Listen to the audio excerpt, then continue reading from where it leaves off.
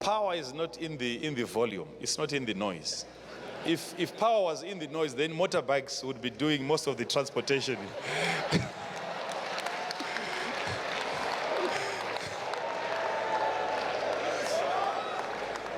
and back home we have grinding mills. Those with engines. Listen to the amount of noise. But there are no tires, there is no suspension. It can be making noise from morning, but there's no movement. So it's not all about making noise and shouting in the house of God. No. Because it is never power that gives you direction, it is vision that gives you direction.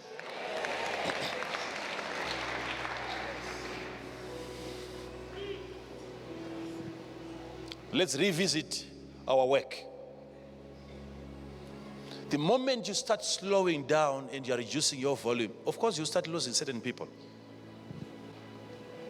Yes, you lose certain people. But why should you worry? Because numbers, that's not the whole issue. If you do what is right and you lose certain people, keep on doing what is right. Because the people that you lose in doing right are wrong people for what is right.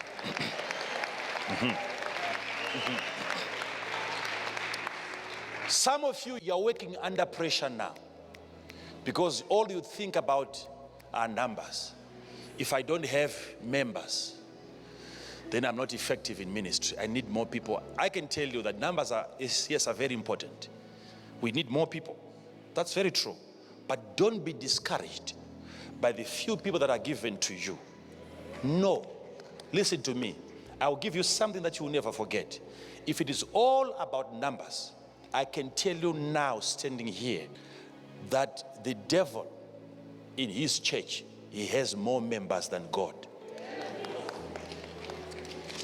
Remember, look at the population. How many Christians do we have?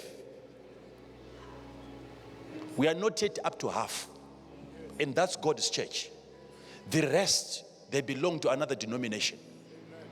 Right? So if it is all about membership that makes you effective, are you telling me that the devil is much more powerful than God? I'm showing you two churches. Because some of you think if people are coming out of your church, it's a sign that you are no longer powerful. Listen, God was the first person to have a son breaking away from his ministry. God. What is it that God could have done wrong that made Lucifer to leave God's church? If you want to keep everyone in your ministry, what is it? Tell me, what is it that God could have done wrong? Whether in administration or spiritual things, what is it that made the devil to leave? And listen, when the devil left, his church was bigger than God's church in terms of membership. So what are you talking about? What are you talking about?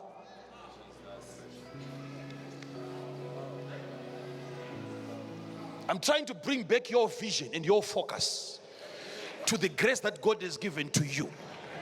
Maximize with the people that God has given to you.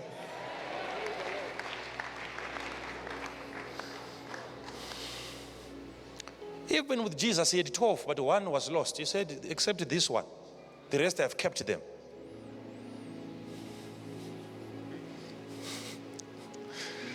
But I'm not saying numbers are bad. Please, numbers are very good. But if you focus on that, ultimately, you will look at God, you look at Satan, and then you'll be left wondering, so who is the most powerful now? If you are to measure by numbers. Most of what the devil is doing for him to get members is deception. Because majority of people, they lack vision. They can even follow what they can't see.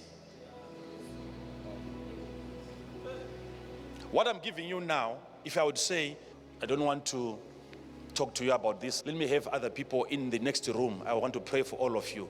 Most of us would prefer that. And yet, I've seen it in ministry that many people, when they come to you and they say, man of God, can you pray for me? It's most likely that they have been prayed for already. And they keep on seeking for that which was already given to them. They've been prayed for, and they keep on seeking for prayer. We don't entertain information. That's why we are this low. Amen.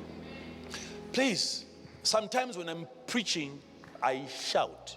There are times when you need to do that. I scream. Yes. There are times when that is necessary. When you're shaking some pillars somewhere. Yes, it's needed. You can't just be like cold every time. No. But most of the time, even within your preaching, there has to be some teaching. Do a research which is practical. Move around colleges. Do you know that with a college, with a university, you can divide this room into so many classes, and you can have people learning in the next class and people learning in the next class, and there's no interference. But you can't have churches next door. It's impossible. Because even if they are 5, they need a line array.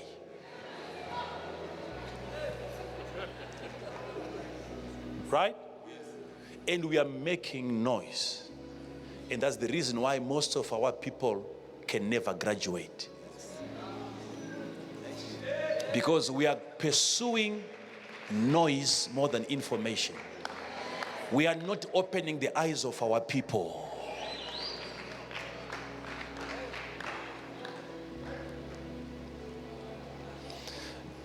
How many of your members have graduated right now that have mastered their emotions?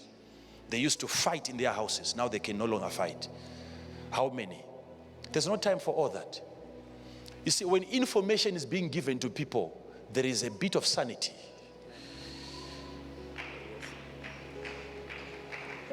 Listen, I'm not fighting preachers that are shouting. I also shout. But I'm asking you a question. Why is it that in universities you don't hear that? Because it's a learning institution and learning requires that. Why are we not doing that in churches? It means we're not teaching anything. That's true. That's why our people, no matter how many times we preach to them, a simple temptation when it comes, they are defeated because they're not informed.